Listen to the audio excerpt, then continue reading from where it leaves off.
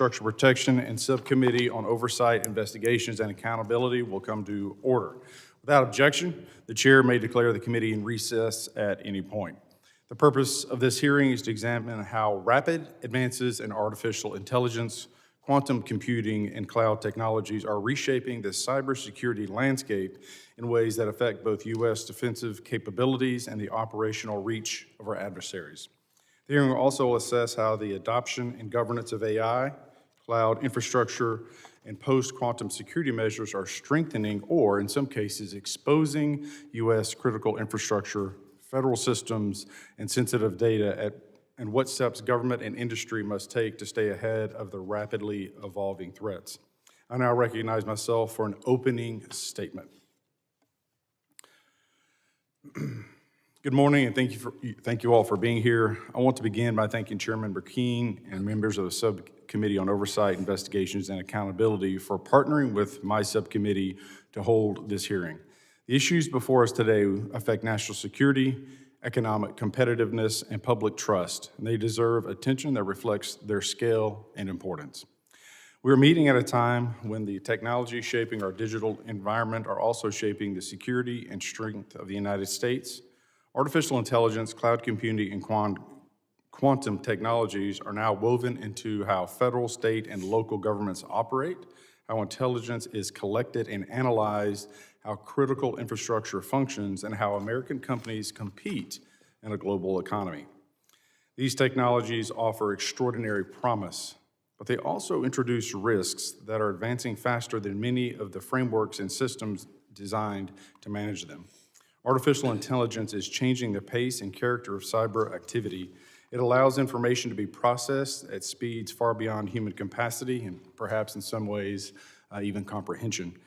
It enables automation across complex networks and supports decision-making at scale. These capabilities can strengthen cyber defense and improve resilience. However, they can also be exploited to accelerate malicious activities, expand the reach of cyber operations, and make hostile actions more difficult to detect, attribute, and disrupt. Cloud computing has amplified both opportunity and risk. Cloud platforms have enabled modernization across government and industry, supporting flexibility, scalability, and innovation. Yet, they also consolidate vast amounts of data, access, and computing power into shared environments, raising the stakes of security, configuration, and oversight decisions. Quantum technologies present a longer-term challenge with significant implications. Much of our digital security relies on encryption to protect sensitive communications, verify identities, and secure critical systems. Advances in quantum computing raises serious questions about whether today's encryption methods will remain effective in the future. Our adversaries understand this risk and are already planning, including by collecting encrypted data now with the expectation that it may be accessed later. The threat environment surrounding these developments is intensifying. The People's Republic of China, PRC, and the Russian Federation, the RF, are investing heavily in advanced computing, automation, and data exploitation as tools of national power. They view artificial intelligence, cloud infrastructure, and emerging technologies as means to gain strategic advantage, conduct sustained cyber and intelligence operations, and operate below the threshold of an open or kinetic conflict. China in particular has pursued a model that tightly integrates government, military, academia, and the private sector. This approach allows innovations developed for commercial purposes to be adapted quickly for state use. In cyberspace, it supports operations built for scale and persistence, including the use of automated tools to scan networks, identify vulnerabilities, manage stolen credentials, and analyze large volumes of data across many targets simultaneously.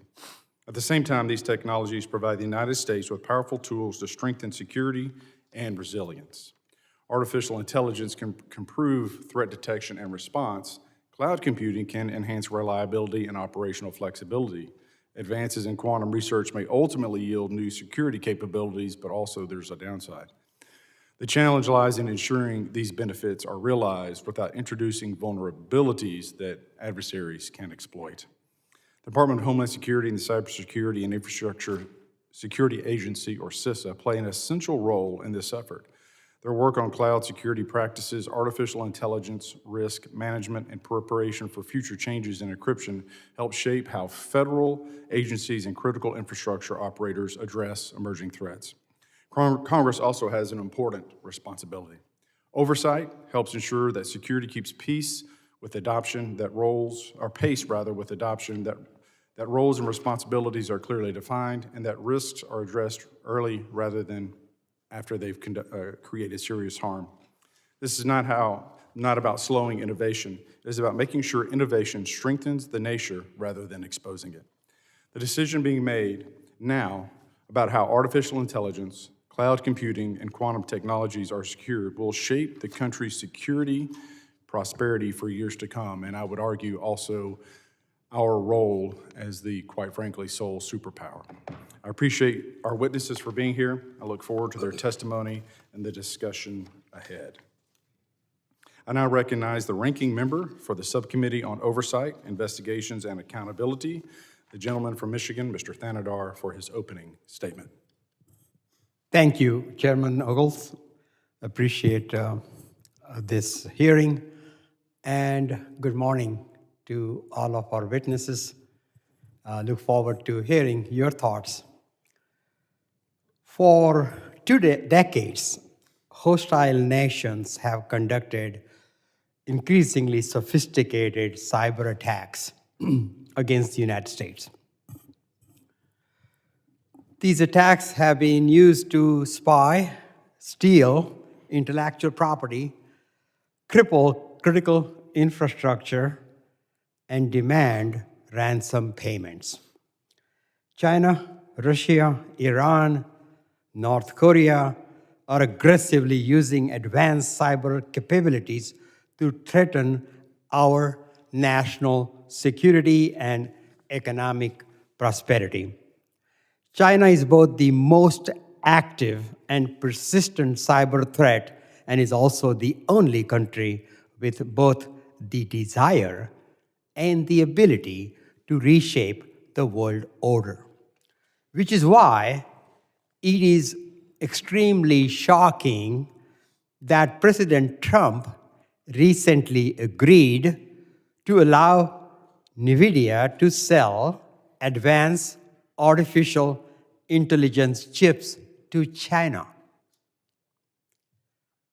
Really shocking. And let's just see some background information here. Why did this decision the president made?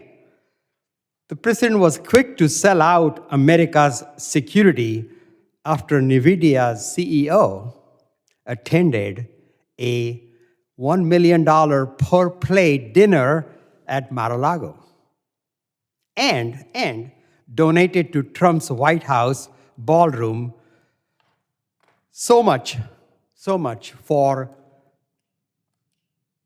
America first. Trump's own Department of Justice has warned that China is seeking to become the AI leader by 2030 and plans to use AI chips to modernize its military, design and test weapons of mass destruction, and deploy advanced surveillance tools. We should be disrupting and dismantling threat actors whose actions threaten our national interest, not enabling them. The rapid development of emerging technologies, including advanced AI and quantum computing, enables and enhances security risk. These advanced technologies not only accelerate the cyber abilities of countries such as China, but they also make it easier for countries that are not well-resourced and enable a growing threat from organized criminal groups. Over the past year, cyber attacks have become faster, more widespread, and harder to detect. As AI-assisted cyber attacks hit harder and faster, it is critical that Congress extends CISA 2015, the Cybersecurity Information Sharing Act of 2015. CISA 2015 provides privacy and liability protection to companies to encourage them to share data about cyber vulnerabilities and threats. These protections are necessary to fully understand the risk and facilitate collaboration between the federal government and the private sector. Unfortunately, CISA 2015 expires next month. A 10-year extension is the best reauthorization strategy that will also provide the private sector with assurances while eliminating the risk of this authority lapsing. I look forward to hearing from our witnesses how else we can best defend against cyber attacks that are leveraging powerful emerging technologies. Thank you, and I yield back, Mr. Chair. Thank you, Ranking Member Thanadar, and I look forward to following up on your insightful comments. I now recognize the chairman for the Subcommittee on Oversight, Investigations, and Accountability, the gentleman from Oklahoma, Mr. Burkeen, for his opening statement. Thank you, Chairman Ogles. Good morning. Thank you to our witnesses. Very complex subject. Many of us in all vulnerability feel really unqualified to be in these discussions. Grateful we're going to have some expertise to drive into the massive amount of vulnerabilities that AI is presenting on our cyber front. As chair of the Subcommittee on Oversight, Investigations, and Accountability, I'm looking forward to partnering with the Subcommittee on Infrastructure Protection to focus on this topic, explore ways that Congress can assist the Department of Homeland Security in countering this new threat. This integration of AI into cyber attacks should concern every American. The recent cyber attack leveraging Anthropic's AI infrastructure showed that complex attack campaigns can now be conducted with little to no human interaction at speeds faster than a human could replicate. We've all seen how AI can easily streamline tasks that would otherwise be very labor-intensive, both in business and everyday life. Now that an attack like this has successfully taken place, we can expect to see more events like this in the future. The proof of concept is there, and even if US-based AI companies can put safeguards against using their models for such attacks, these actors will find other ways to access this technology. China is our most significant cyber threat actor, and it continues to search for tactics to infiltrate critical U.S. systems and prioritize the development of advanced computing technology and AI that supports its economic and strategic goals. Cyber espionage has been a key part of their plan. China's plan, ongoing campaign of stealing intellectual property. This is decades old. They now have new tools. And this will fuel rapid technological advancement at the expense of American innovators. As this committee has highlighted over the years, cyber actors linked to China pose a threat on an unprecedented scale, targeting U.S. companies, critical infrastructure, and the federal government. As technologies like AI continue to advance at such speeds, we have to be vigilant, strategic in protecting intellectual property and our national security. From an oversight perspective, we need to make sure that federal civilian agencies are taking the proactive steps needed to protect their networks against intrusion. Technology doesn't advance on the government's timeline, and we can't afford to have cybersecurity practices moving at such speeds absent government interdiction. That path leaves us reacting to security failures instead of proactively confronting today's threats. This is an area where federal government can partner with and learn from the private sector to implement best practices and incorporate needed technology. Federal government needs to be better at sharing information on cyber threats between federal agencies and with private stakeholders in a timelier manner. I hope to learn in today's hearings how Congress can empower the Department of Homeland Security and its sub-agencies to counter this threat and ensure safety and integrity of U.S.-based infrastructure. And I want to thank again our panel of witnesses for joining us today to discuss the cyber attack, implementation of that, and Congress and American people need to consider how we can work with you all and your expertise to safeguard our critical infrastructure. With that, I want to yield back to Chairman Ogles. Thank you, Chairman Burkeen, and just echo your sentiments. Other members of the committee, you are reminded that you can submit for the record an opening statement. I'm pleased to have a distinguished panel of witnesses before us today on this critical topic. Pursuant to Committee Rule 8C, I ask that our witnesses please rise and raise their right hands. Do you solemnly swear that the testimony you will give before the Committee on Homeland Security of the United States House of Representatives will be the truth, the whole truth, and nothing but the truth? So help you God. Let the record reflect that the witnesses have answered in the affirmative. Thank you, and please be seated. I would like to now formally introduce our witnesses. Dr. Logan Graham serves as the department head of the Frontier Red Team at Anthropic, where he leads efforts to evaluate the behavior and potential misuse of advanced AI systems as model capabilities continue to scale. His work focuses on identifying national security risk posed by frontier AI, including its potential use in cyber espionage and offensive cyber operations, as well as developing safeguards to detect and disrupt malicious activity. Prior to joining Anthropic, Dr. Graham held roles at Google X and Babylon Health. He also previously served as special advisor to the Prime Minister of the United Kingdom, contributing to national science and technology policy and the development of the UK's AI strategy. Dr. Graham earned his undergraduate degree in economics from the University of British Columbia and completed his PhD in engineering science at the University of Oxford, where he was a Rhodes Scholar. Thank you, sir. Mr. Royal Hansen is Vice President for Privacy, Safety, Security Engineering at Google, where he leads the engineering team responsible for securing Google's global technical infrastructure and protecting billions of users worldwide.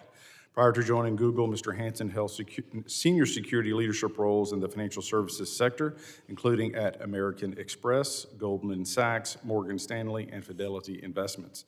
Mr. Hansen holds a Bachelor of Arts in Computer Science from Yale University. Thank you, sir. Mr. Eddy Zervigon is the Chief Executive Officer of Quantum Xchange. Under his leadership, Quantum Xchange works with government and private sector partners to prepare critical systems for emerging cyber and quantum-enabled threats. Mr. Zervigon brings extensive experience in corporate leadership, operations, and restructuring, including prior service as a managing director in the Principal Investments Group at Morgan Stanley, where he oversaw technology and infrastructure investments across the United States and Latin America. He holds a bachelor's degree in accounting and a master's degree in taxation from Florida International University and a Master of Business Administration from Dartmouth. Thank you, sir. Mr. Michael Coates is the founding partner of Seven Hill Ventures, an early-stage venture firm focused exclusively on cybersecurity investments, addressing enterprise, operational, and national security challenges. He brings more than 2 decades of experience securing large-scale digital platforms and advising organizations on cyber risk. Mr. Coates previously served as the Chief Information Officer at Twitter and also led security efforts at Mozilla. Mr. Coates holds a Bachelor of Science in Computer Science from the University of Illinois Urbana-Champaign and a Master of Science in Computer Information and Network Security from DePaul University. Thank you, sir. I thank each of our distinguished witnesses for being here today. This is a topic that, a year and a half ago was somewhat of a niche for lay persons, but for you experts, obviously, clearly recognized that this was going to be, quite frankly, the next arms race, threat battlefield as we go forward. And so what you're doing today here before Congress means more than I think we can possibly comprehend as we begin this discussion and, quite frankly, dive into the emergence of this technology. And with that, I now recognize Dr. Graham for 5 minutes to summarize his opening statement. Chair Ogles and Burkeen, Ranking Member Thanadar, members of the committee, thank you for the opportunity to testify today.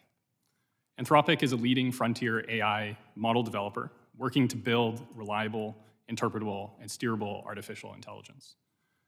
Our flagship AI assistant, Claude, serves millions of Americans and trusted partners worldwide, from Fortune 500 companies and US government agencies to small businesses and cutting-edge startups and consumers, enhancing productivity on tasks including software engineering, data analysis, and scientific research. At Anthropic, I lead the Frontier Red Team. Our job is to build an early warning system for advanced risks from AI so that we can mitigate them and to help the world prepare as far in advance as possible. Transparency is a fundamental value for Anthropic, and we believe it should be an industry standard. That is why we published a report about how in mid-September 2025, Anthropic detected suspicious activity that our investigation determined to be a largely autonomous, sophisticated cyber espionage campaign conducted by a group sponsored by the Chinese Communist Party. To be clear, Claude's code was not compromised, nor were Anthropic's labs infiltrated. Instead, this group maliciously misused Claude to automate large portions of cyber attacks against their targets. We estimate their use of the model allowed them to automate approximately 80 to 90% of the work that previously required humans to do. This is a significant increase in the speed and scale of operations compared to traditional methods.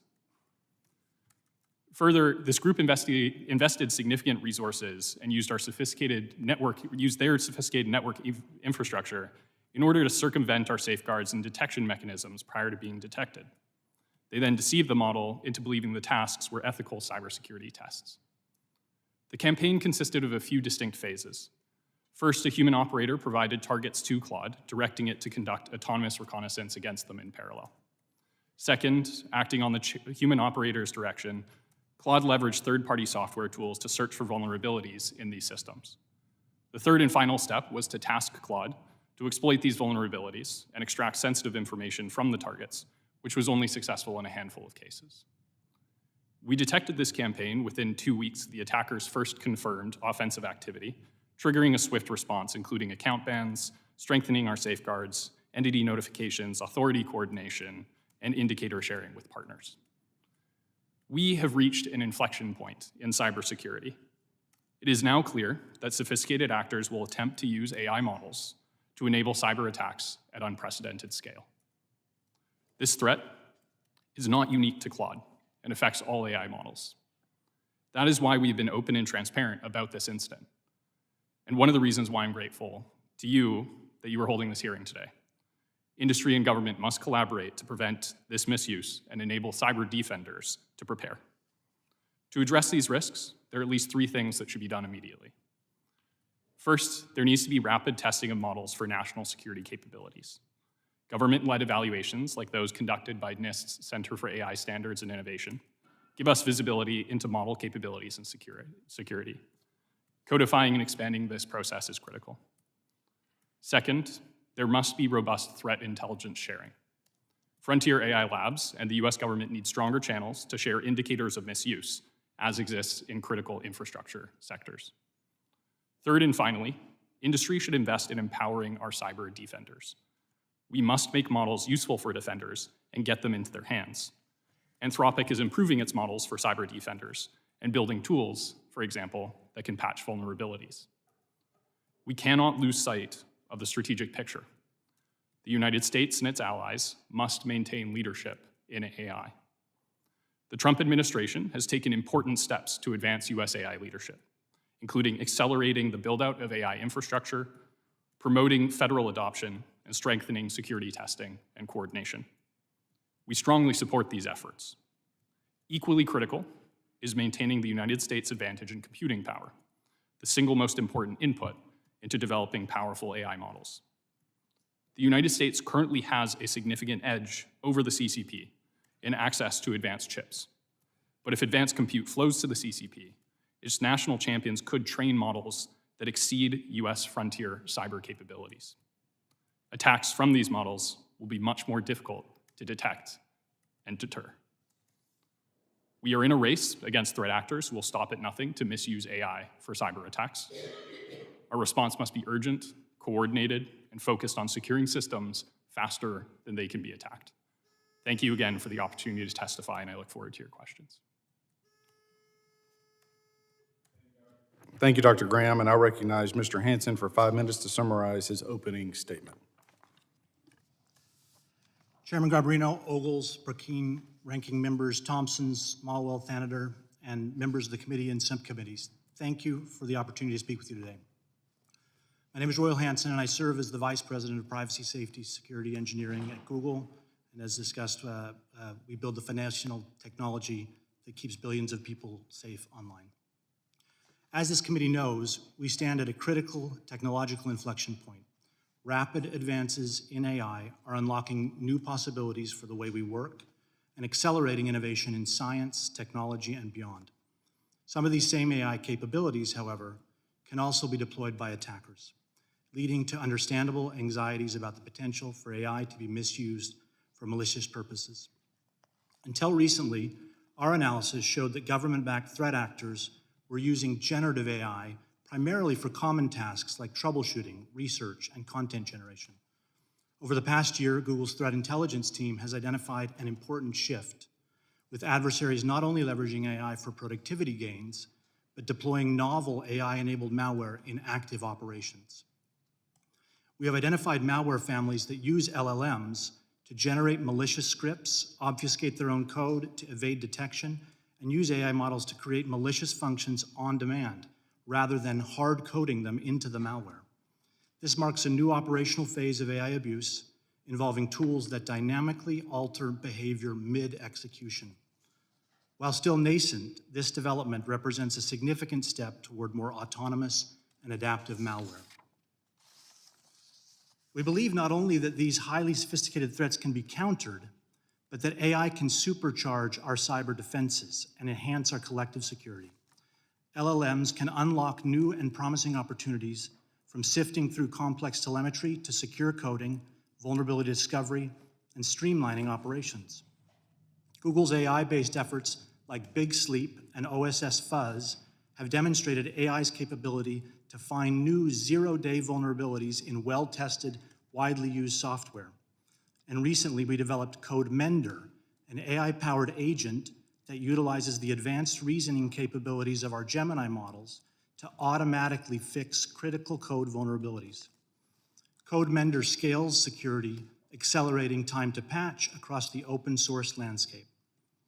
It represents a major leap in proactive AI-powered defense and includes features such as root cause analysis and self-validating patching. We believe the private sector, governments, educational institutions, and other stakeholders must work together to maximize AI's benefits while also reducing the risks of abuse. As innovation moves forward, the industry more broadly needs security standards for building and deploying AI responsibly. That's why Google introduced the Secure AI Framework, or SAFE, a conceptual framework to secure AI systems. Our recent expansion to SAFE 2.0 addresses the rapidly emerging risks posed by autonomous AI agents and extends our proven framework with new guidance on agent security risks and controls to mitigate them. We published a comprehensive toolkit for developers that includes resources and guidance for designing, building, and evaluating AI models responsibly. We've also shared best practices for implementing safeguards, evaluating model safety, and red teaming to test and secure AI systems. We are committed to developing technology responsibly and in a manner that is built for safety, enables accountability, and upholds high standards of scientific excellence. For example, as part of our industry-leading security architecture, we do not offer our core products such as Search, Gmail, Maps, and YouTube in mainland China. We also do not conduct AI research, offer domestic cloud services, or have data centers in mainland China. Our comprehensive approach means we secure all components of the AI ecosystem, including data, infrastructure, applications, and models. As governments and civil society leaders look to counter the growing threat from cyber criminals and state-backed attackers, we're committed to leading the way in using AI to tip the balance of cybersecurity in favor of defenders. Finally, this is more than a job for me. My youngest son, now 15, has suffered from a chronic illness for the past 5 years, during which time he has rarely moved from lying down in a dark, cold room. One of the few things that gives him hope is that technologies like AI and quantum will continue to yield scientific and medical breakthroughs that will alleviate his suffering and the suffering of millions like him. Security and safety are among the critical foundations that will enable this science at digital speed. I am personally committed to that mission with the help of both the public and private sector. We look forward to answering your questions. Well, thank you, Mr. Hansen. Just kind of point of, first of all, thank you for sharing, and I look forward to hearing more about what you're working on, sir. We do have votes, so we will take a short recess. I would ask all members of the committee after the second vote to come back here as promptly as possible so that we can get to the remaining two witnesses and their opening testimony. I plan on starting as quickly as we can if that's possible. So thank you all. We will take a short recess.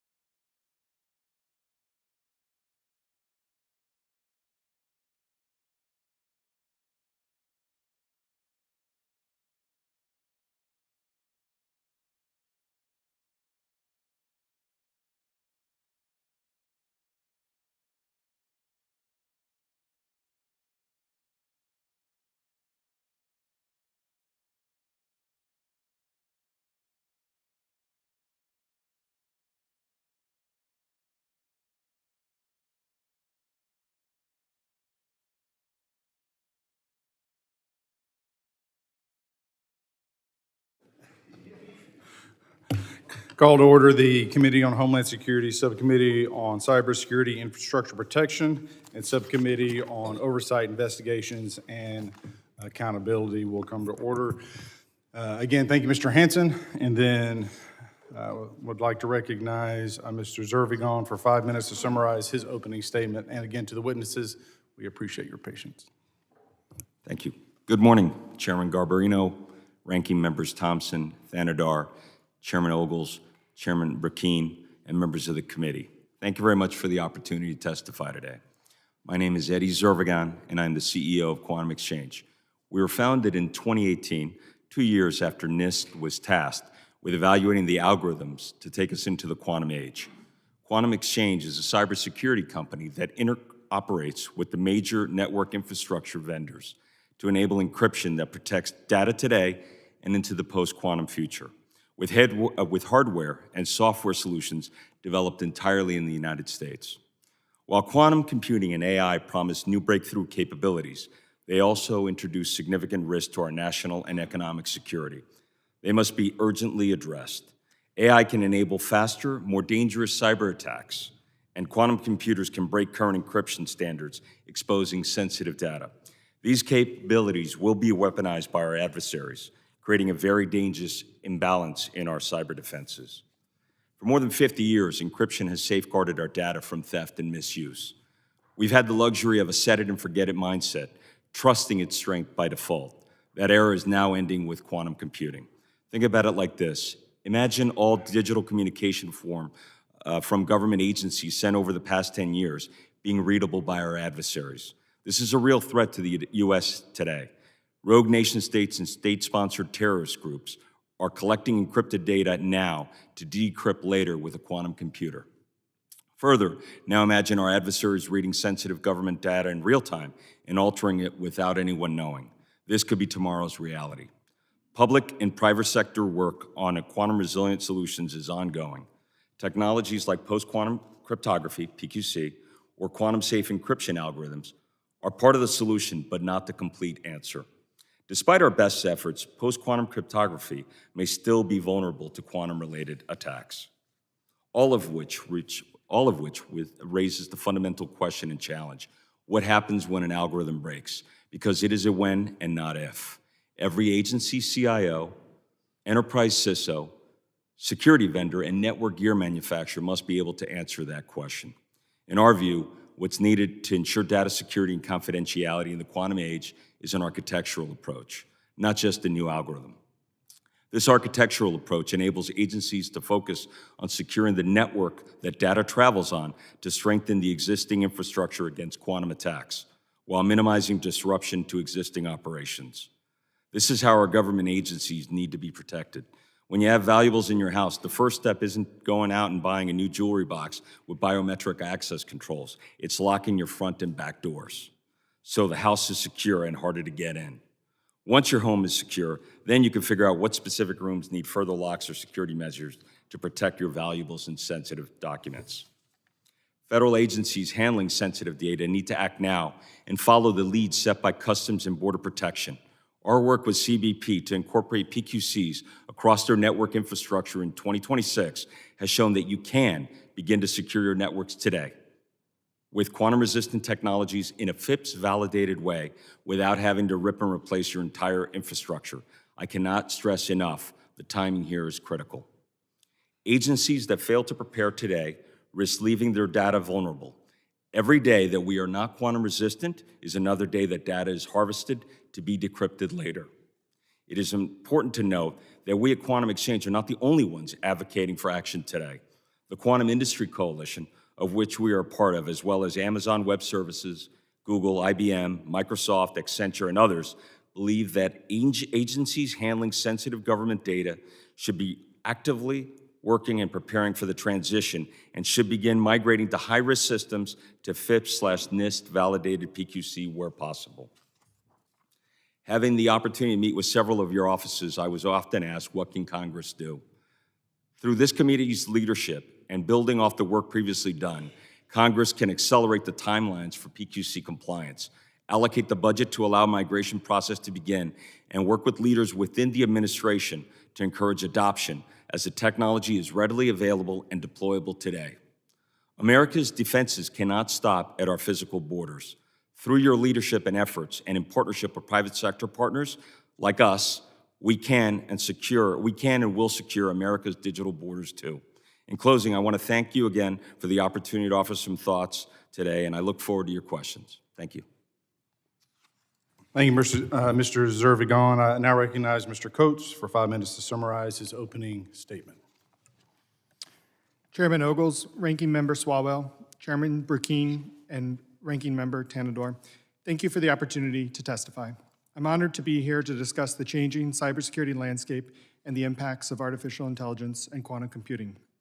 My perspective is grounded in over 20 years of experience in cybersecurity, including service as a Chief Information Security Officer, leadership in global software security organizations, founding a technology startup, and investing in cybersecurity innovation. Today, we sit at the precipice of significant change.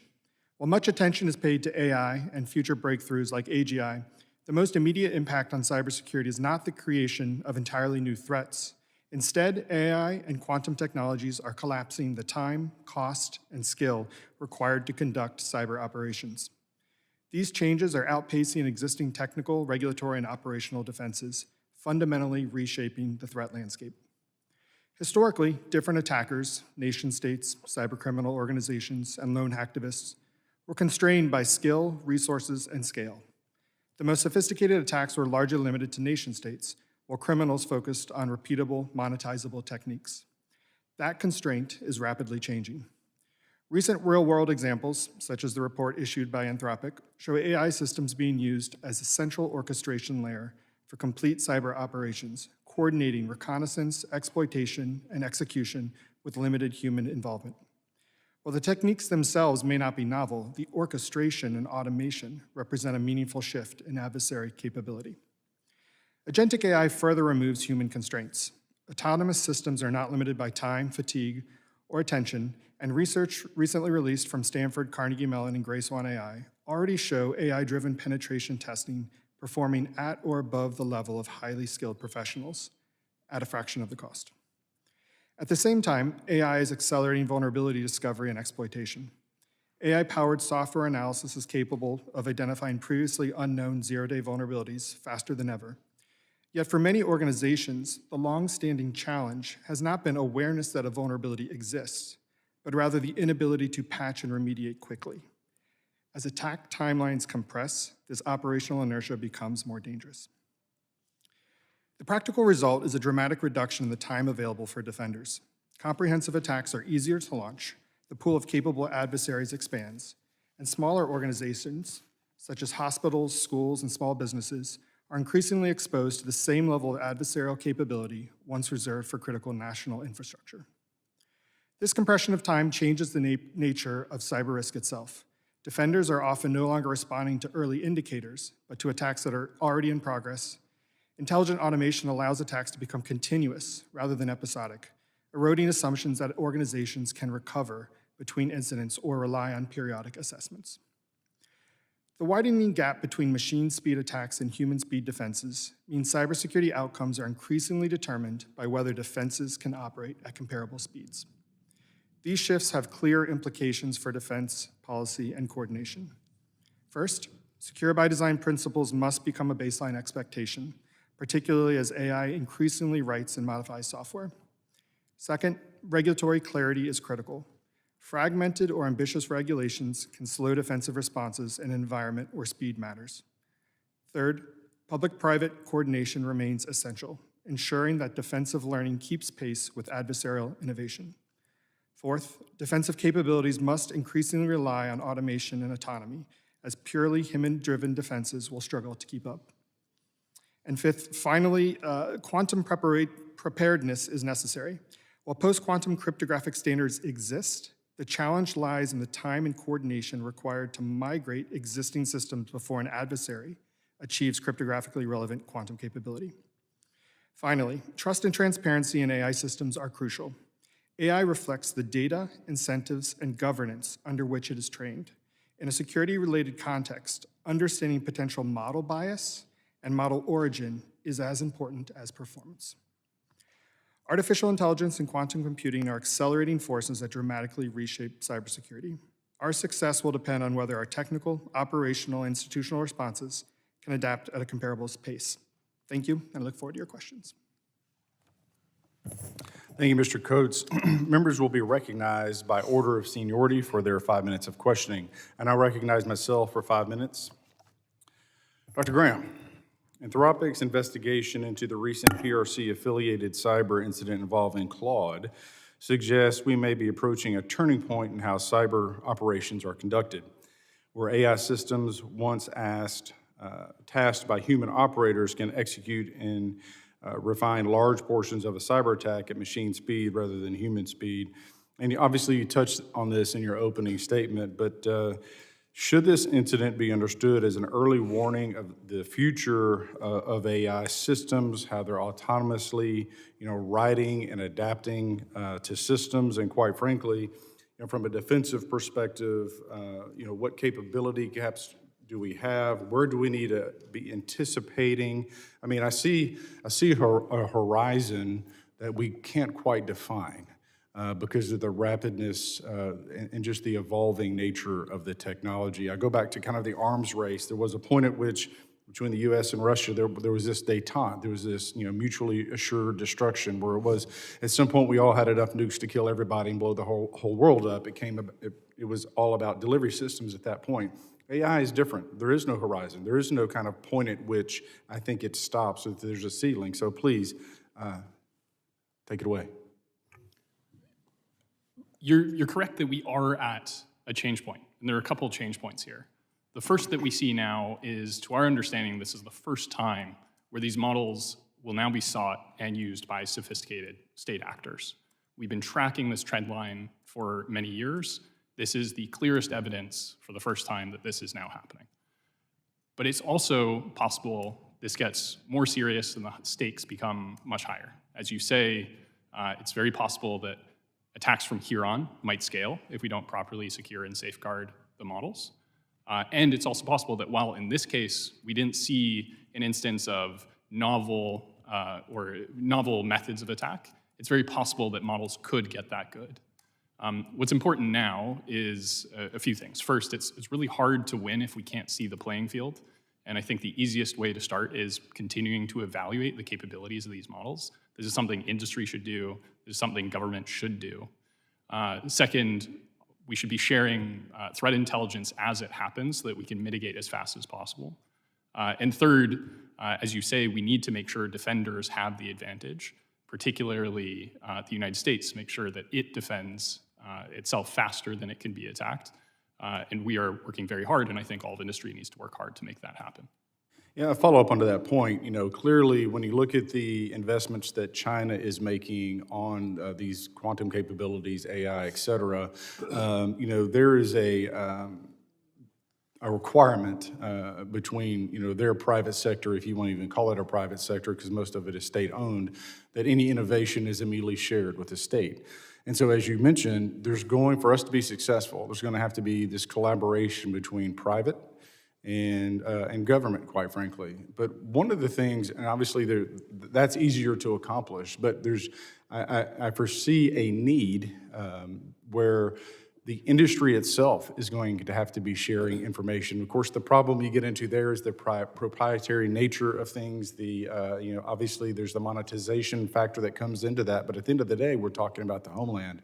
So how do you see that working in practice, understanding the complications that we have essentially in a free market? Then another layer to that is essentially the Five Eyes, the Seven Eyes, our European partners who are aligned with us in our values, who understand the existential threat that China poses. And again, it's important for everyone to understand that China is probing us daily to look for weaknesses and opportunities to take advantage of information that's not properly secured. What's different about this is the leveraging and the scale and the percentage, if you will, that AI was leveraged, sir.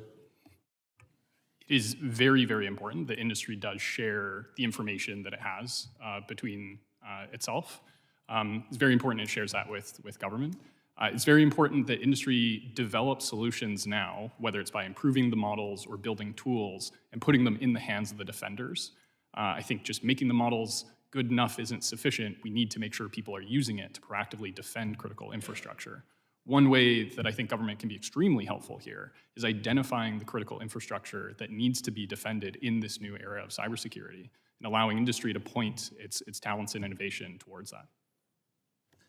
Well, I want to thank, again, all of you for being here, and quite frankly, to Anthropic for your report. I think it was one of those inflection points that we all understood the seriousness of this, but your report, I think, really put a light on where we're at and some of our vulnerabilities. I now recognize the ranking member, the gentleman from Michigan, Mr. Thanadar, for his 5 minutes of questions. Thank you again, Chairman Ogles. Appreciate all of our witnesses. I remain deeply worried and concerned about President Trump's decision to allow export of advanced chips to China. I just don't understand, other than his desire to please a donor, I just don't understand why would we give such advanced technology to an adversary like China, who can then use this technology to attack us, who could use this technology to cyber attack our critical infrastructure. Dr. Graham, how would China having access to these advanced chips, how will that help advance their AI technology? Will that pose a threat to the United States, our national security? We view it as, first, extremely important that America retains its AI leadership. The most important input to this is the compute advantage. My concern from watching these models progress in their capabilities, especially as a result of the cyber espionage campaign, is that if Chinese frontier labs have access to similar amounts of compute, they could train models that are equally or more capable in the cyber domain, and that this could unleash new scale and new sophistication, and we will have a harder time detecting and defending it. Thank you. I want to shift my focus. I only have a little limited time. I want to shift my focus on immigration. In his first term, President Trump's first term, and now in his second term, there is just so much of hate against immigrants. And yet we know, and I hope the panel agrees with me, that the United States technology industry has benefited greatly from immigrants. Just answer yes or no from the witnesses. Does your companies have immigrants, skilled immigrants, and do you depend on them? Yes, no? Anthropic is composed of many of the best talent from around the world. Anybody thinks we should have less of skilled immigrants on the panel here? Should we restrict access of immigrants to our technology companies, immigrants who help us keep on the edge? Well, certainly, I'm myself an immigrant, 24 years old. I came here escaping poverty in India, got a PhD in chemistry, became a serial entrepreneur, ran many pharmaceutical companies, developing technology that helped US stay on top of innovation. While it is important that American jobs be protected, it's important that we create skills, but at the same time, our tech industry heavily depends on skill sets, immigrant skill sets. Have the actions of the Trump administration, how has acts of the Trump administration made it difficult to retain international talent in your companies with regard to both international workers choosing to leave or being forced to leave due to discrimination, changes, the hardship that they have in terms of getting their status adjusted, getting their green cards, the long delayed in processing, making it harder to get an H-1B visa. Just wanted to understand what kind of impact these administrations' positions are doing to your ability to grow your companies, grow your new technology for the United States. Anybody? Yeah. Well, it's not my issue area that I cover in the company. Speaking for my team, it's really important that I find and hire the best people around the world that are committed to our mission of making AI stay secure and ensuring America's leadership. Yeah. Anybody else? How important is immigration?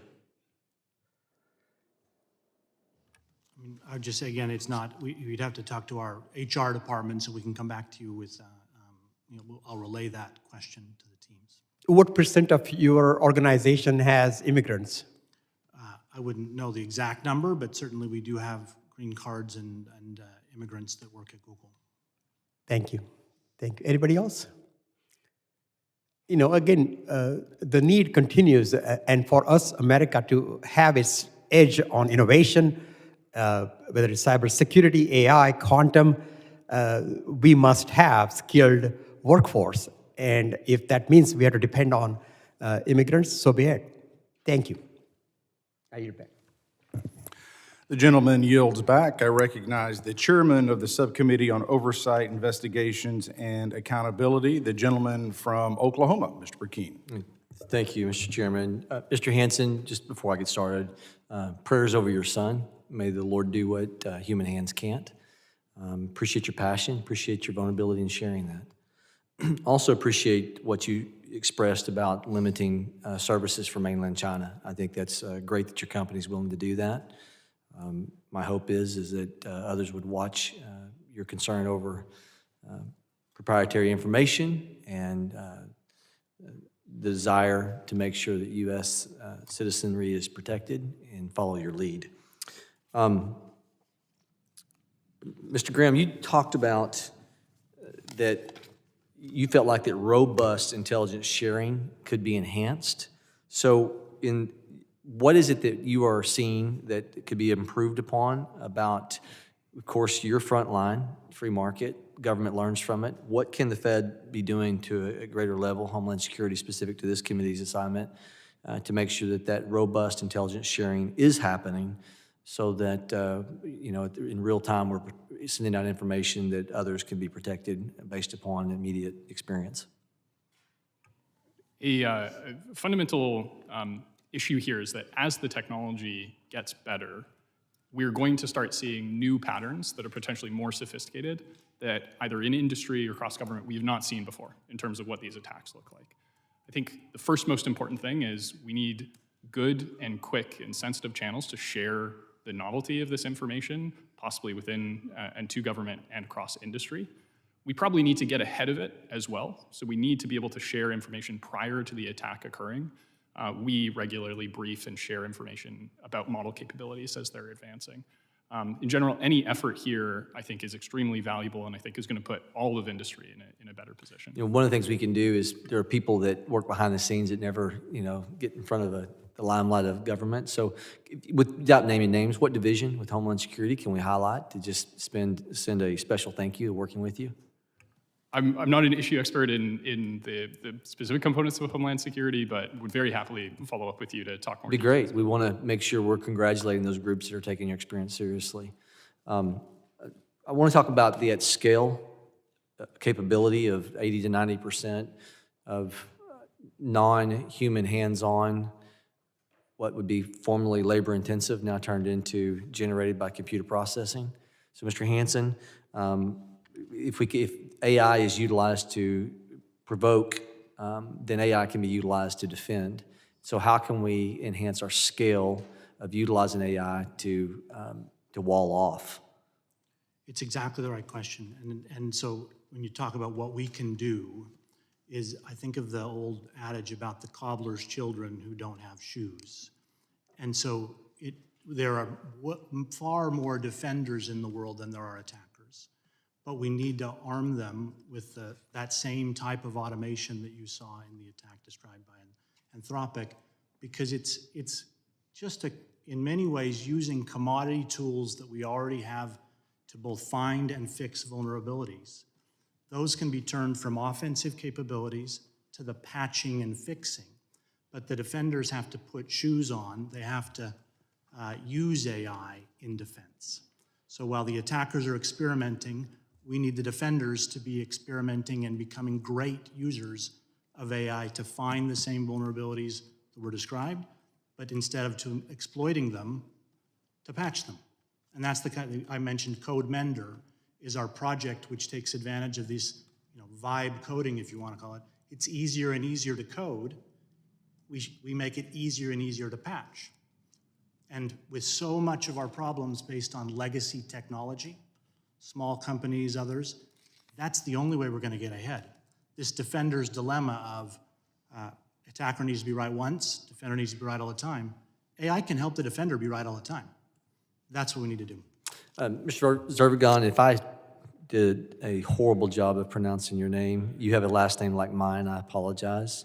And Mr. Coates, you've taken the time to be here. I've got 30 seconds. If there's anything, because this is such an exploratory exercise for so many of us that are not experts, is there anything you want to just highlight?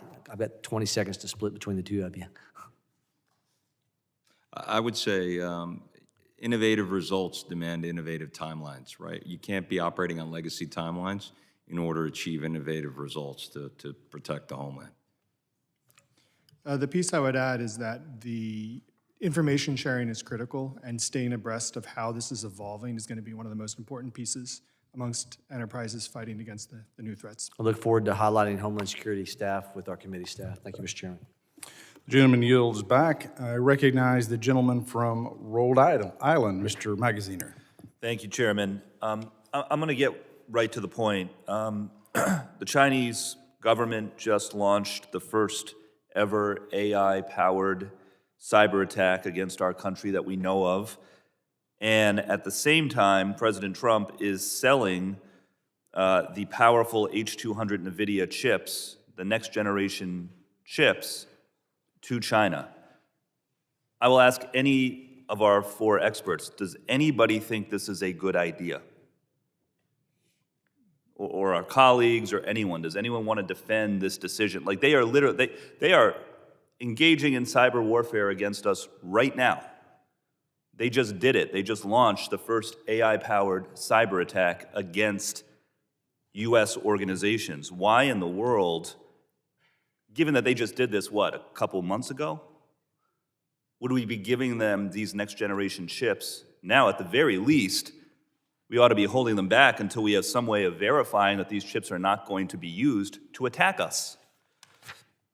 So I'll ask again, any of our witnesses, Mr. Graham, Mr. Cole, anyone, why is it concerning to you that China is about to receive these H200 chips from NVIDIA? Mr. Coase, would you like to take a stab at it? The defenses that we put into our LLMs, that Anthropic, that Google and others are doing to provide safety, are things that we can control and we can use to prevent future type attacks from China using these resources. As China achieves the same capabilities in their technology from these chips, we lose control of the ability to put those safeguards in place, and we're on our heels.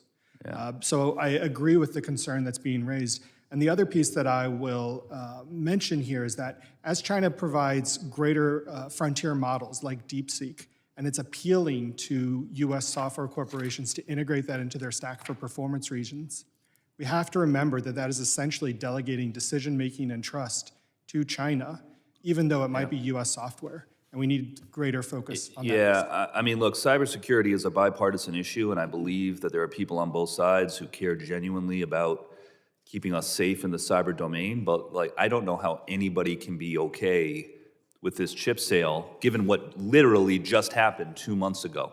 And that is something that I think we need to find a way as a Congress to deal with, because the administration, I fear has made a grave mistake. I want to talk about the attack more specifically because we need to learn as much as we can from it. Mr. Graham, I'm grateful that Anthropic was able to detect and then report about the nature of the attack, but my understanding is it took about 2 weeks for Anthropic to realize that the attack was happening, give or take. Is that correct? Can you explain to us, you mentioned it in your written testimony, can you explain to us generally why it took so long and what lessons you have learned and how you can now detect similar attacks, hopefully faster in the future? Yeah, the first thing to note is we ultimately did detect and disrupt the attack. And when we did, it was clear that this was a highly resourced, sophisticated effort to get around the safeguards in order to conduct the attack. Very specifically, what they did was they used a private obfuscation network to ensure that it was difficult to trace where the operations were coming from. They broke out the attack into small components that individually looked benign, but taken together form a broad pattern of misuse. And then ultimately they deceived the model to believing that it was performing ethical. I mean, they basically told the model, help us figure out how to protect ourselves from a cyber attack, but in so doing, the model revealed the vulnerabilities to a cyber attack. Is that, in layman's terms, what happened? That is one of the components, and highlights one of the key issues with cybersecurity. Yeah, I mean, I would just say as like a lay person that seems like something that ought to be flagged, right? If someone says, help me figure out what my vulnerabilities are, there should be an instant flag that someone may actually be looking for vulnerabilities for a nefarious purpose. So I'll just ask, with the time I have left, to any of our witnesses, I mean, what regulation is required to ensure that commercially available AI products have adequate guardrails in place? We appreciate the efforts that companies are already undertaking, but there should be some sort of a baseline of standards that we set as a country, should there not? We released this Secure AI Framework SAFE, and then there's a 2.0 version, as well as a Coalition for Secure AI, where we're not just helping set standards, but open source the implementations, so broadly people can take advantage of and use those in their infrastructure. All right, thank you all. I yield back. The gentleman yields back. I now recognize the gentleman from Texas, Mr. Luttrell. Thank you, Mr. For Chairman. 5 minutes. Mr. Zervigon, is that how I say it? Perfect. Yes, sir. You spoke on architecture and how to secure our proverbial infrastructure and how information flows.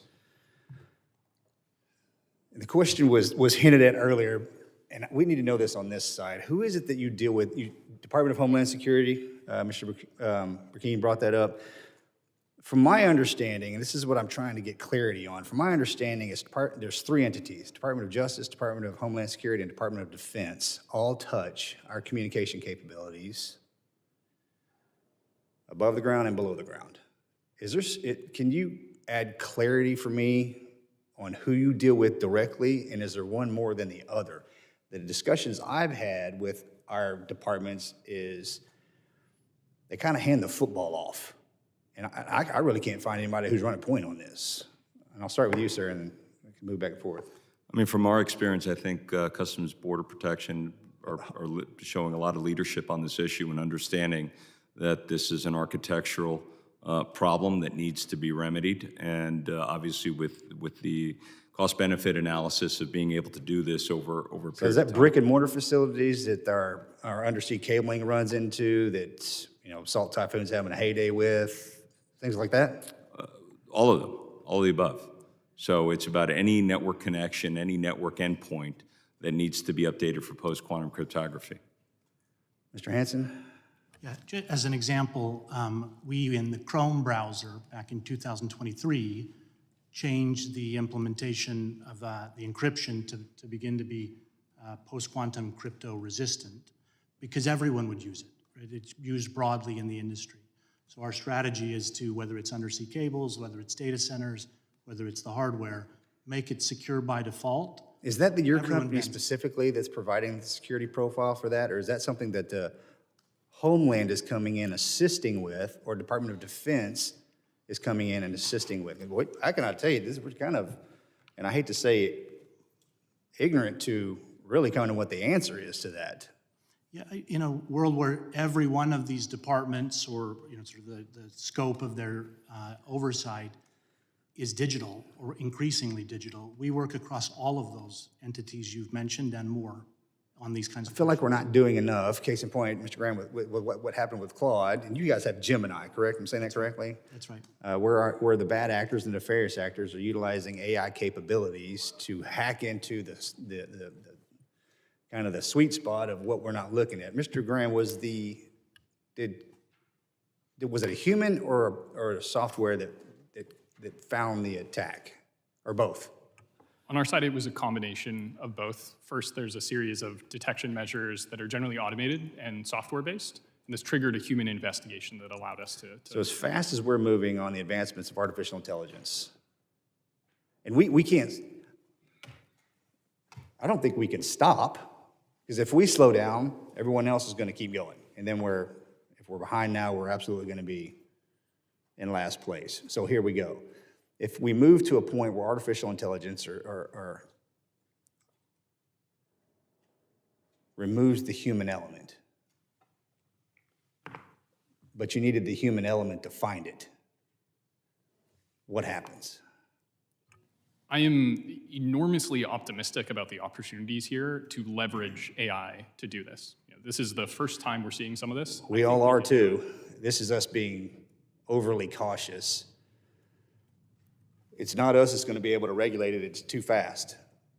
And by the time you show up in front of us to tell us what happened, whomever took a hold of Claude to make, are they lying in wait? Are they sleeping inside the program now and we've missed it? And they're watching you fix the problem and they know how you fixed it and they're going to attack someone else that's not as strong and capable of yourself or Google. Well, in this case, it wasn't Anthropic itself that was infiltrated. Well, I'm sorry, yeah, okay. It is very Thanks for clarity. Yes, sir. clear that sophisticated actors are now doing preparations for the next time, for the next model, for the next capability they can exploit. This is why we have to be detecting them as fast as possible and mitigating at the model layer. As I believe you use the term super scientist. This is what AI has created. You've titrated hundreds of attackers down to 2 or 3 that have the capability to ask the AI the question on exactly how to get in Yeah, I think one just. at a speed that's incomprehensible. To this point, we've been using behind Gmail and behind the Play Store and behind Chrome for almost a decade, AI in its earlier forms to do exactly what you're talking about, so no humans involved. So your question is correct, and it's actually been happening long before the large language models emerged. Okay, thank you. I'm sorry, Mr. Chairman, I yield back. The gentleman yields back. I recognize the gentlewoman from New Jersey, Ms. McIver.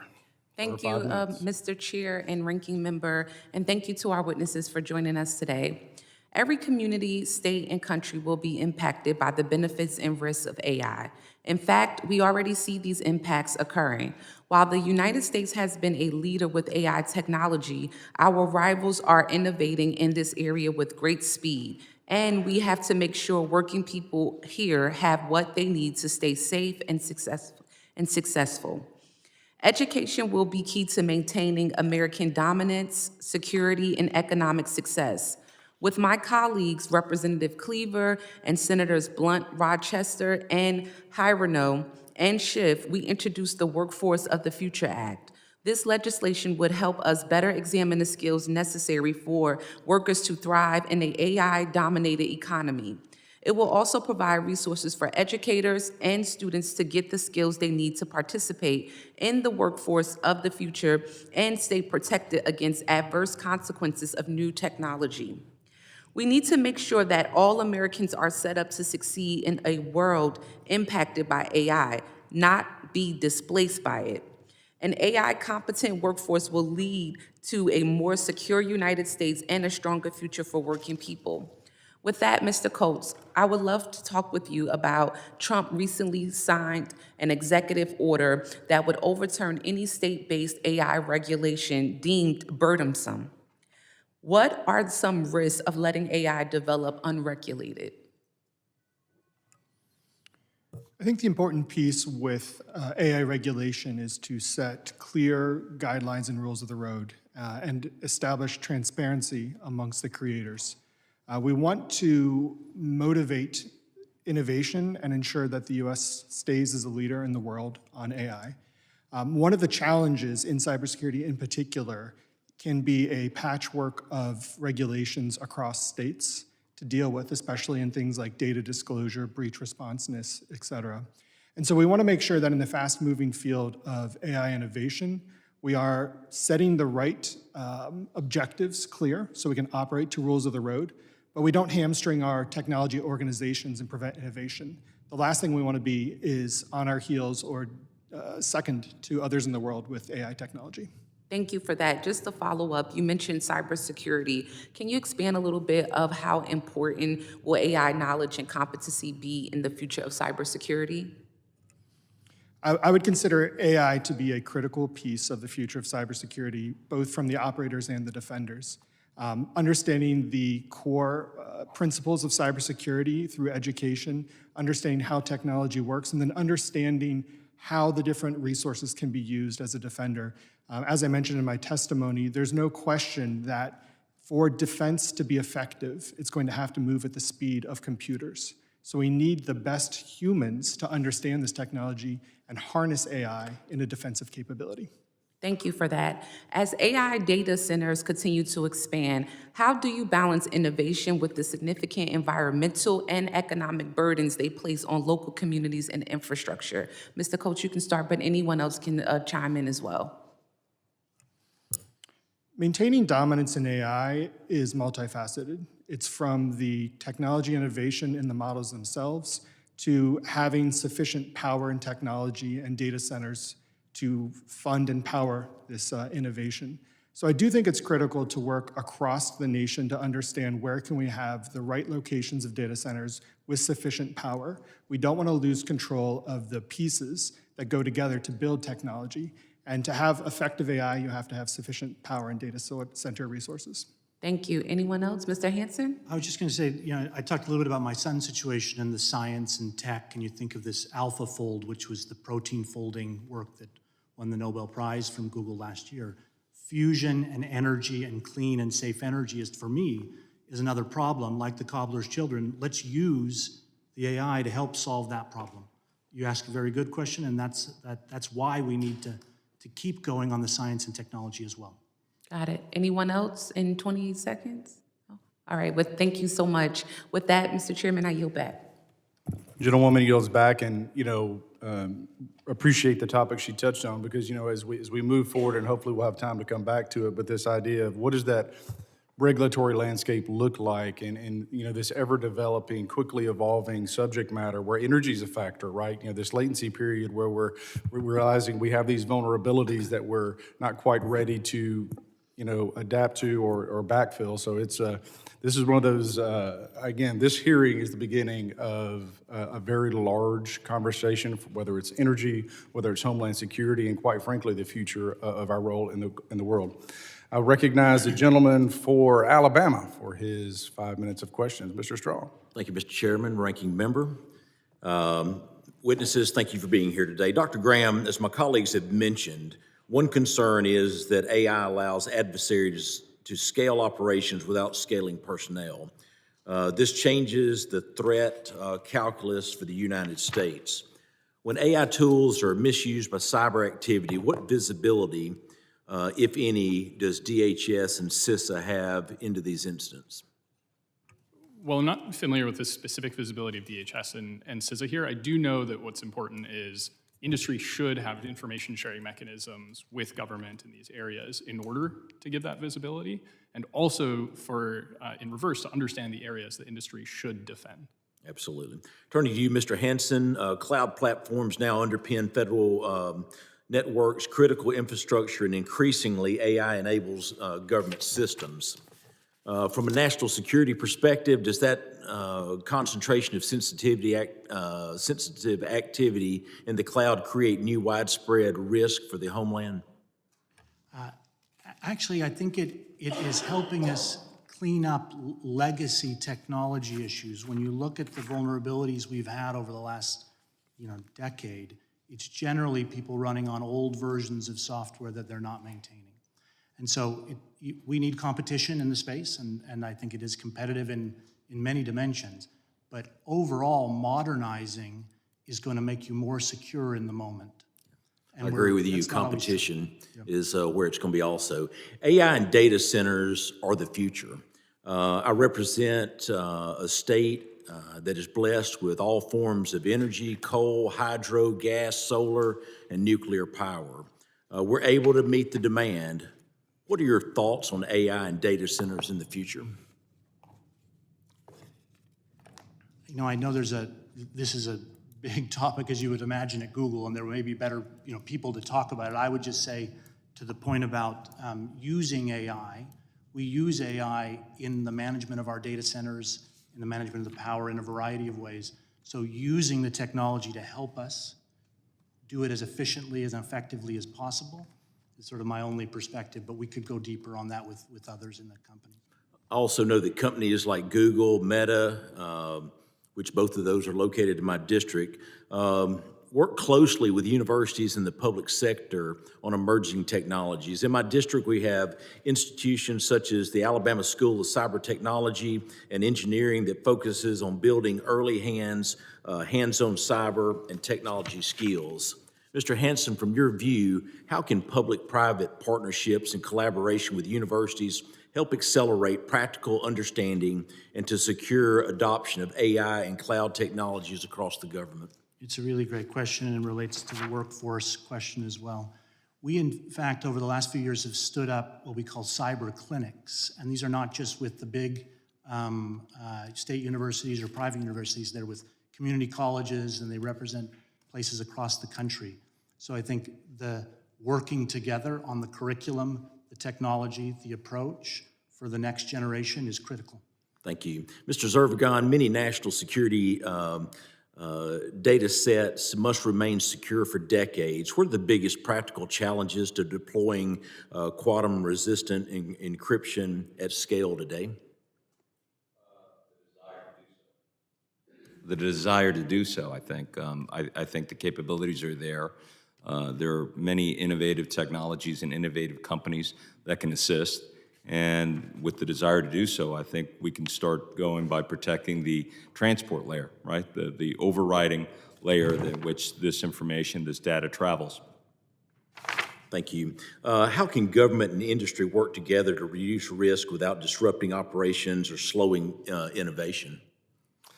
Looking at it from an architectural standpoint, it's not just about the math, it's not just about creating new algorithms, it's about creating an architecture that allow you to deliver these algorithms, be able to swap them out at scale, be able to protect ourselves in the case that an algorithm is broken, because it will happen. And so by doing so, it allows us to mitigate the effects, the ill effects of a harvest now, decrypt later attack. Thank you. To close out, I'd like to ask all the witnesses, if resources are limited, what should DHS and CISA prioritize first to reduce cyber risk most effectively? I'll start on the end. I think establishing threat intelligence sharing channels, very important. Identifying infrastructure that needs to be secured, that we can go secure. Thank you, Mr. Hansen. Modernization, right? This is not something we go backwards on. We got to go forwards. Again, looking at the transport layer, looking at the biggest pipes carrying the most important pertinent data, and protect those first and then move downward from there. It would be information sharing on emerging threats and adoption of autonomous defense systems. Thank you. Mr. Chairman, I yield back. The gentleman yields back. I now recognize the gentleman from Louisiana, Mr. Carter, for his 5 minutes. Thank you, Mr. Chairman. Cybersecurity is no longer a hypothetical risk. It is a real and growing threat to Louisiana and to our nation's energy security. Louisiana sits at the heart of America's energy system, with refineries, petrochemical plants, pipelines, LNG export terminals, offshore platforms, and the electric grid, all tightly interconnected. A successful cyber attack on any one of these systems could ripple across our entire national economy. In 2021, the Colonial Pipeline cyber attack shut down a major fuel artery, caused shortages across the Southeast, and drove panic buying and price spikes, all without a single physical asset being damaged. That attack showed just how vulnerable our energy systems can be. That's why we must act now by strengthening cybersecurity, modernizing systems, sharing threat intelligence, and using AI defensively to stop attacks before they succeed. Mr. Coates, in your testimony, you state that bias in AI systems, whether intentional or unintentional, can affect how software is generated, how alerts are prioritized, how decisions are made. How can bias enter AI-driven security tools, and what risk that poses to our cybersecurity? It's an excellent question. The challenge in front of us is that we are offloading decision-making into AI when we use AI in our software systems. And AI itself is trained on pre-training data, post-training data, configuration, et cetera. But that's reflective of the entity and organization that creates it. CrowdStrike just released a report recently showing that the DeepSeek LLM model has bias, and when you ask that model to create software and mention terms related to items like Tibet and other things not favorable in the CCPI, it generates code that is more vulnerable than had you not mentioned it. So this bias is built deeply into it, and maybe that is unintentional and a result of training data that was used, but nonetheless, we need to be aware that if American corporations are using software that's powered by LLMs that are built outside the US, that bias could come back to put us in a more risky position. So what should the federal government, should Congress be doing to detect and mitigate these actions going forward?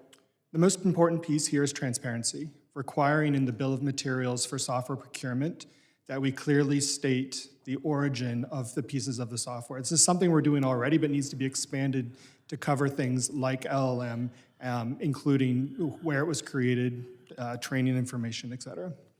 Dr. Graham, you predict these attacks will only grow in effectiveness. What steps should we be taking to get ahead of this evolving threats, particularly those targeting critical infrastructure? What should Congress, what should we be doing as this committee do to arm you, to arm others, to make sure that we are not playing catch up, but we're catching this before it happens? The very first thing we should do is that industry and government should share threat intelligence so that we can get ahead. Is that happening at a rate that you're comfortable? It should always happen faster and more. The second is that I believe Congress can enable the deployment of these tools defensively. We can identify the infrastructure we should proactively defend, and we can support or remove barriers to deploying these tools in order to defend them. Mr. Hansen, as CISA developed and issued AI guidance, it worked in collaboration with our international allies. Why should the U.S. continue to coordinate with countries in this area? Yeah, I was thinking about this when I was in Poland just after the Russian invasion of Ukraine. And they explained how they were now getting grain on the railroad out of Ukraine through Poland, but it had to be changed at the border because the Soviet-era railroad tracks gauge was different from that in the West. I view this the same. We want American technology to be the railroad gauge of the 21st century. And so to me, it's a national security question that people use our technology and not others. Mr. Zervigon, I've got a lot of good friends in Louisiana with that name, so we'll check boxes and see if Luis or some of those people are related to you. But are they really? Fantastic. Some of my very dear friends. But now that we've had a family reunion, tell me about investments. Are we making the kind of investments to stay ahead of the nefarious actors, as was mentioned earlier? We know that the bad guys sometimes get a lot more information than we do, and their technology grows pretty quickly. What can we do to make sure, because we've got listening ears here, and this is a great bipartisan group of individuals who really want to help. And I know my time's expired, so can you give me a quick answer on that? Sure. I mean, as I mentioned in my testimony, I think increasing the budget for the migration, right? I think we don't have to do as much on the inventorying and the assessing and the understanding. We know the pipes that we need to secure. We know the data that we need to secure. We need to start doing that. And also, I think helping that is accelerating the timelines and removing these artificial numbers out in the distance when we should start doing it now. Thank you, Mr. Chairman. You're very generous. The gentleman yields back. and Thank you, sir, for your questions. I'm going to go to the gentleman from Texas. Thank you, Mr. Chairman. Mr. Luttrell for a second round. The amount of data centers that we are building out, they draw a lot of power. And we are steadily increasing the footprint of each one of those facilities. Now, Texas stands alone as far as the national grid goes. There will come a time, the amount of power drawn on everything that we're putting onto the grid will kill it. And I'm talking next year, 2 years maybe max. Then what?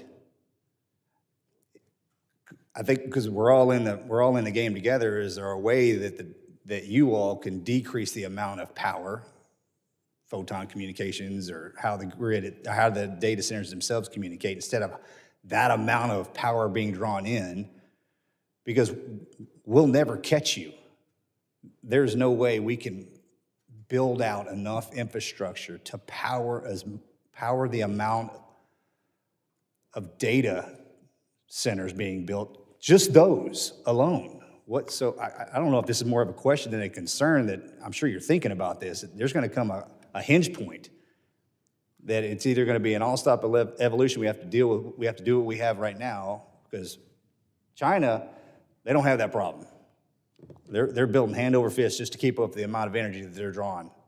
What do we do? So, you talked a little bit about the fusion or technological investment, so I think we need to get started on doing that. We also, and you've seen this from Google with our TPUs, which is a different type of chip, there are more efficient ways to do some of the computational work related to AI. And so I think we need a round of innovation, which we're investing in, to make these chips more efficient and more performant at the same time. Will that happen That's the work. before the grid That's the fails? work. Yeah, that is the work. Mr. Graham, Mr. Coates, anything on this? I mean, Ms. McIver hit the nail on the head here. This is a very real thing.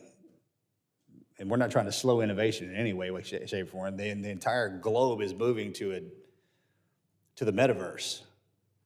And we have to be able to sustain that. And we do not have the infrastructure in place. And I think in Texas, in 2 years, it's going to hit. I'd bet you $1 on that one. But anyway, thanks, sir. You go back. Gentleman yields back. I'll go to the gentleman, the ranking member from OI&A, Mr. Thanadar. Thank you, Chairman Ogles. Appreciate it. As cyber attacks evolve, it is critical that the private sector share information about cyber threats with the federal government. This evolution is only accelerating due to AI, making it more important than ever that the federal government has the information necessary to understand current threat landscape. The Cybersecurity Information Sharing Act of 2015, the law that facilitates this kind of critical information sharing between the private sector and federal government. This law is set to expire on January 30th. My question to all of you is, how important is it that Congress pass a long-term reauthorization of CISA 2015, particularly in light of the rapid evolution and deployment of novel technologies? I think this is critical. In cybersecurity defense, the basic primitives are known across organizations. We understand the plumbing, the core items that we need to do, but the techniques and the methods being used by the adversaries continues to change. It's crucial that organizations can say, we've discovered this piece, and share it with others. So collectively, we don't need to compete on defense, but look at it as a national imperative that we are secure, and information sharing is a key piece of that. Thank you. Yeah, we're very supportive. In fact, I'd go further and say the Information Sharing and Analysis Centers, the ISACs, which exist by sector, this isn't just going to be a technical issue. This will be a healthcare, energy, and so the sector-specific sharing we need to focus on as well, particularly as AI operates more at the human layer than at the technical layer. And the private sector is usually on the top of the developments and certainly would be in a position to help the federal government, right? Absolutely. One of the reasons I came to Google after working in financial services for many years was the realization that every industry would need the benefits of security being baked into their technology, which includes sharing and making it easier for people to defend themselves. Thank you. I appreciate it. And you're back. Gentleman yields back. You know, there's a lot to unpack here. And so we'll drop, unless other members come in, we can drop some of the formality and have more of a conversation, and feel free to jump in. You know, I guess I want to start us off with, is we know that we have a lot of, I think, infrastructure gaps. I mean, you know, I like to say we're the dominant predator currently across landscapes, but in this space in particular, that can change rapidly. So when you're setting the marker down, if you had to predict, and whoever wants to answer, and understanding this is just a prediction, when you think of our nearest adversary, how long before they are at quantum computing? And I know that's a big question, by the way. So, but who wants to guess?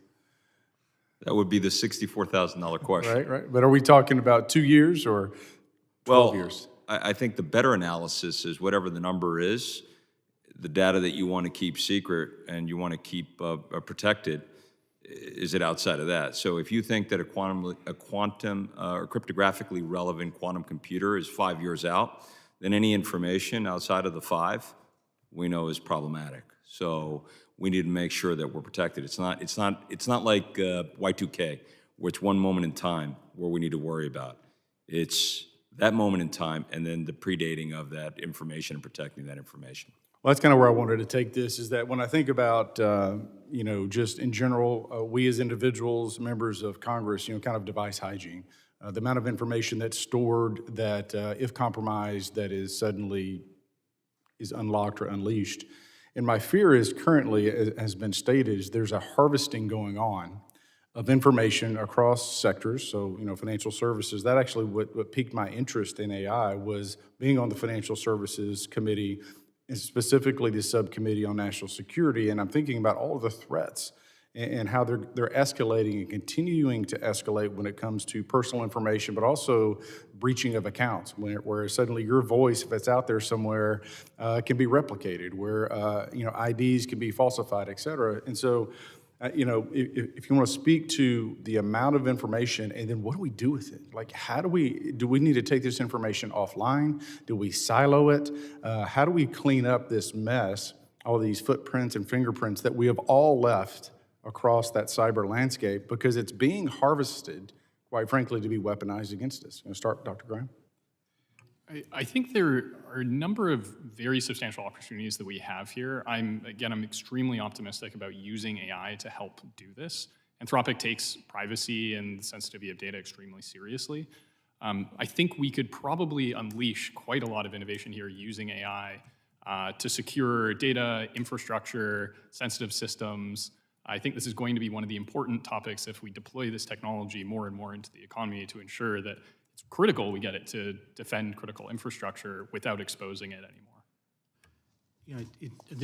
First of all, the reason we implemented the new encryption in Chrome was to start to get ahead of exactly the kind of question you're talking about. So there are some common utilities, whereas we at Google or other companies migrate, you get an architectural benefit for others. But to the point on using AI, we have used, again, even before large language models, AI to help identify unused data, label data per certain sensitivities, and then you can implement policy that protects it. But I think he's correct. We'll have to use AI to get to the scale of the problem that you're describing. That means we'll also have to modernize, though, because we can't do that with the servers that are under desks and in sort of second-class data centers that no one's modernized before. So that combination of modernization and using the tools, I do think we can scale to that problem. I see two parts to the question you raise, one of which is how do we defend organizations against the rising orchestration of attacks that we've talked about some through AI. And the second piece around how quantum changes things. And the biggest challenge with decrypting, the ability to decrypt traffic when quantum becomes relevant, is the change that we need to do to be defensive here is a administrative and operational change. We understand the systems that we have inside our organizations. We need to essentially upgrade them. And unfortunately, with the number of priorities we have for cybersecurity, it needs to become a top issue for organizations to say, this needs to happen by this date. Because otherwise, we're going to be really caught behind the 8 ball, where the data will be captured, it will be decrypted, and the time to do the upgrade will be so significant that we'll be in that risky position for a much longer period. Thank you. Google's infrastructure, the amount of computing that you're supporting, from government to private to health, I mean, just across the board. When you look at these kind of constant attacks, so just had a hearing last week, Financial Services on the Oversight Committee, and we had, everyone from Verizon to, the credit card companies to, across the board, right? The social media platforms, the architecture platforms. And we were talking about the threats that they're facing and the amount of investment that is being made, and quite frankly, leveraging. So when it comes to credit cards, for example, where you have AI that is constantly watching transactions, looking for those patterns that otherwise are outside the norms. But what are those fail points when you look at that ecosystem from a Google perspective? Yeah, it's a great point, and I'll maybe just extend that a little bit and see if this is what you're asking about, but is that the controls that we care about in finance or healthcare or transportation are going to be different. The risks are different. And so it's not just about the plumbing, let's call it, the technology, but in your credit card, the limits you set, show me any transaction over $100 and you get that monitoring. You think about the kind of monitoring that occurs in healthcare. I think the key is that this isn't just a technical problem, this is an industry problem, and AI can help because AI understands the language. If you write a policy that says this heartbeat level is problematic under these conditions, the AI model is going to be better at monitoring that than a human. So that's where we need to go, is to use AI. This is I keep coming back to the cobbler's children. Let's not, be, shoeless in defending ourselves. Well, again, on the AI, when I think about when you look at Elon and some of the other companies that are doing the autonomous robots or humanoids, whatever you want to call them, and the ability to have a partner that now can watch a child who is ill, or a spouse or an elderly parent that is, where they're wearing a ring or a bracelet, where they're constantly being monitored in real time, where you have a situation where they can dispense or disperse medicines and again are immediately relaying back to the doctor. There's a huge upside to this. And it's going to be transformative in a way that, again, I think is hard to fathom. My concern is when we have these nation states that are constantly seeking to exploit what otherwise could be used for tremendous good. And so I do think when I think about China and their overt, I mean, at this point, they're not even hiding it. I mean, I think they were testing. The question or the point was made is, I don't think we should ever underestimate our adversaries. This idea that, they put it out there, it was detected. They're watching to see how you detected it. How can they replicate or do it better the next time? So we know it's coming. It's just a matter of time. As we think about and the investment, quite frankly, that they're making, is that I think, from our perspective, we have to do a better job, put up the guardrails, increase the transparency, but this flow of information is going to be critical. And that's going to include some of our partners overseas. So from an industry perspective, how is that cross-collaboration going with some of our European partners or Israel, or to the extent that you can disclose?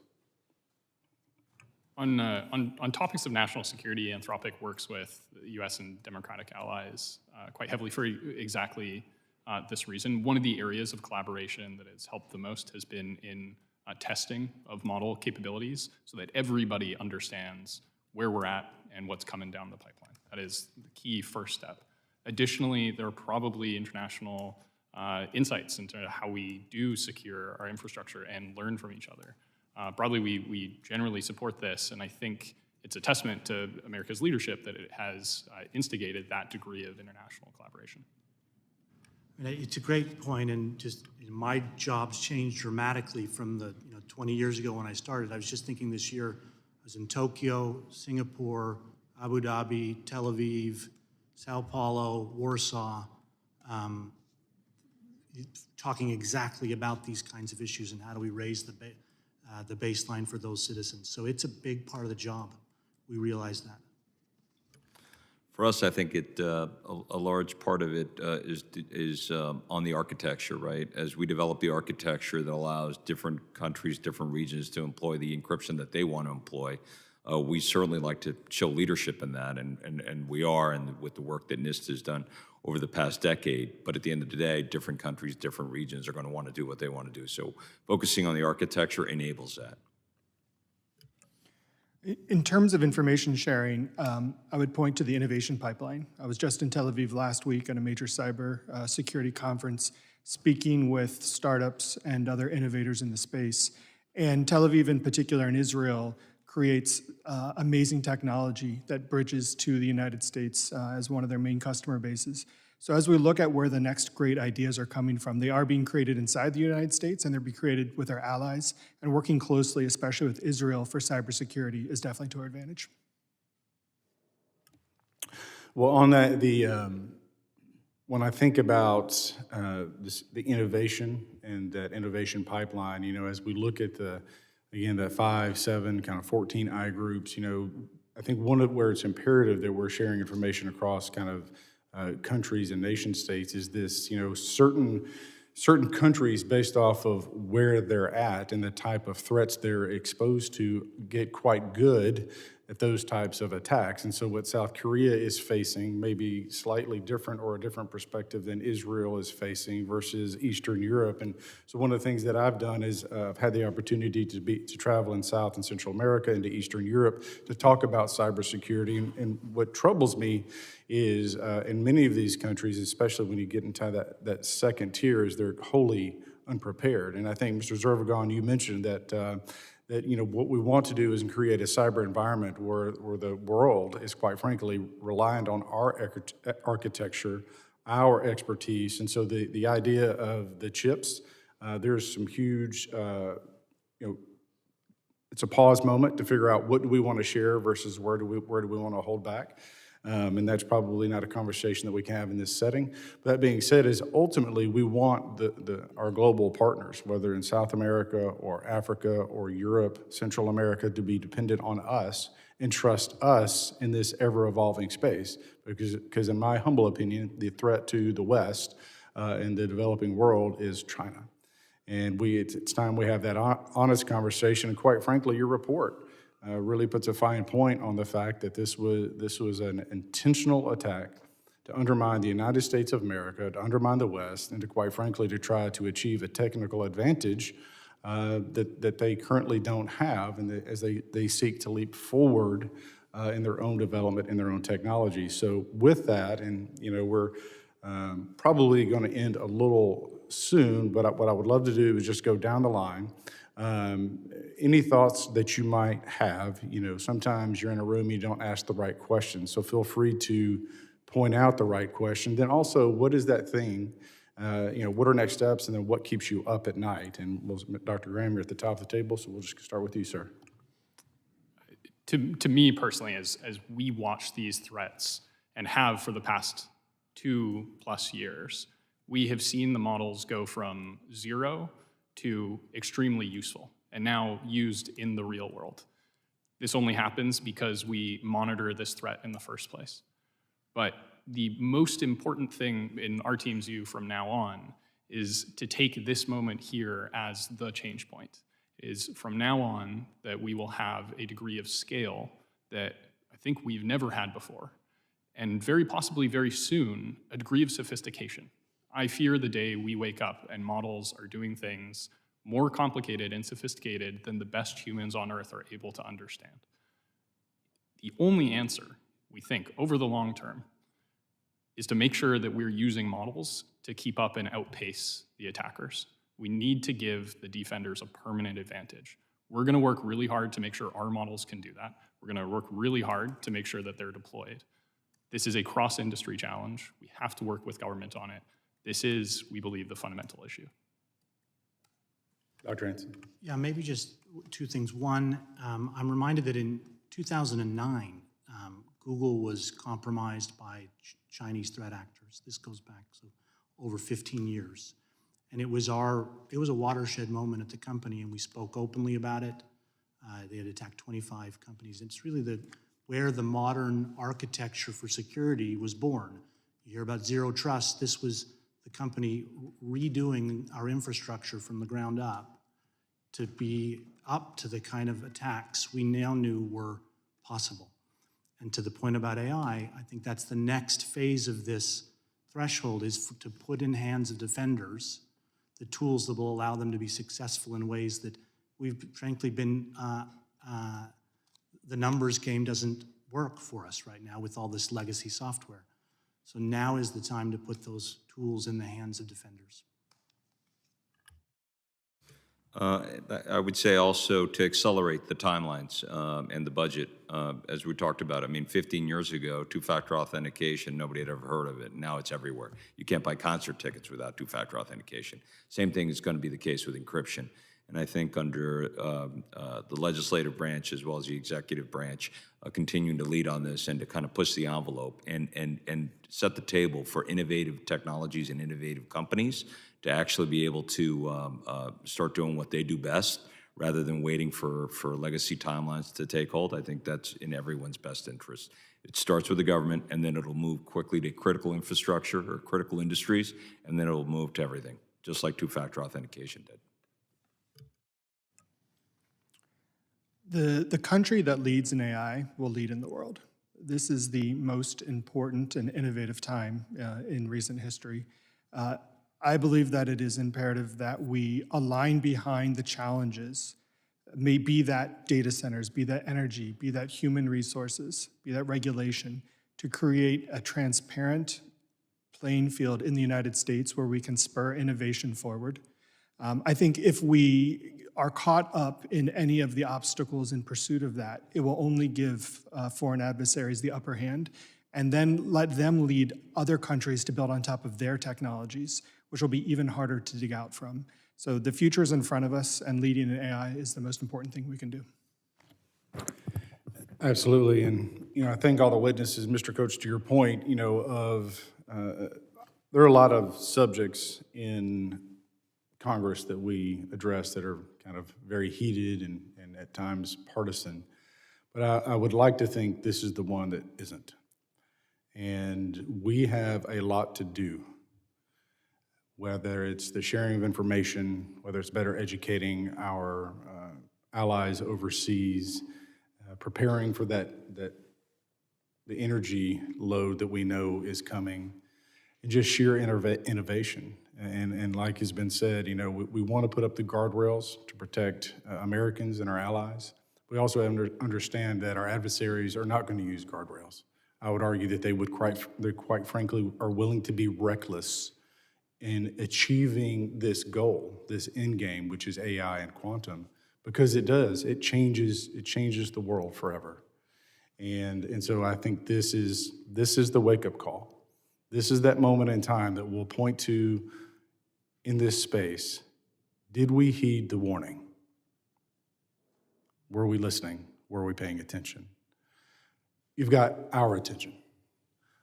And my challenge to you would be to feel free to come to this body, come to me, come to the ranking member, and have those honest conversations of, we see a deficiency here and we need your help. Or this is a space where you're getting it wrong. Because if we don't have that communication and that trust, forget ideologies and politics and who you voted for. This is about national security. This is about your son, right? It's not putting impediments and guardrails in the way that impedes that cure or whatever discovery is next. And I can't imagine what the future looks like, but it's coming, whether we prepare for it or not. And so I commend all of you for being here. And quite frankly, I would love to have the conversation with each of you about having a working group that is outside, that reports back to this body. We can get bipartisan membership to participate in it. So to guarantee that we truly, it's one thing to give platitudes, right? It's one thing, we're going to share information, we're going to work with our allies, we're going to do the right thing for the right reasons. But if we're not having the conversations, it's all platitudes. And I'm not one to shy and beat around the bush. If we don't get this right, we're screwed, right? I think you said, Dr. Hansen, the defender has to be right every time, right? Your adversary only has to be right once. And if we mess this up, it changes everything forever. Any final thoughts? Well, again, I thank you all. I'm humbled that you would come before Congress. It is important that we have this conversation. I look forward to getting to know each of you better, and I personally will reach out to each one of you individually so that you know that you have access to Congress every single day of the week, 24/7. I will answer my phone. With that, the committee stands adjourned, and God bless you, sir, and your son.